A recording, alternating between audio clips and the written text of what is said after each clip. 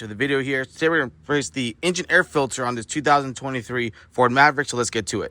Thing we're going to do, there's these one clip here, one clip here. We're just going to pop that off just like that. The two clips are unlatched. There's these two little hinges right over there, one there, one there. You know, you can just pull up over here, pull this back out, and let's make sure that hinge comes out with it. There we go. And now that we got the hinges out, the latches unlatched, we can pull our filter out.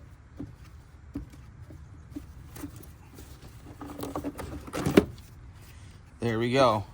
So this car has 9,300 miles. I never changed it.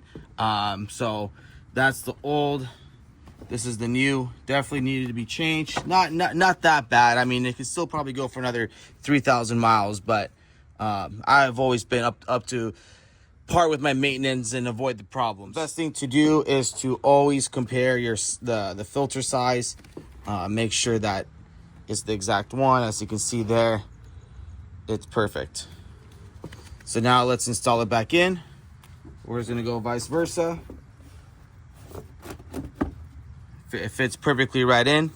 And now the challenging part is to get these hinges aligned and then latch it down. So you're gonna have to play around with it here with the intake manifold.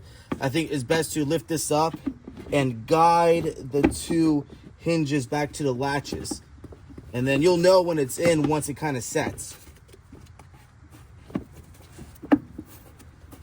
There we go. So that's how it's set it in. Latch this one up, and then you gotta stick your fingers in between here to grab this other latch.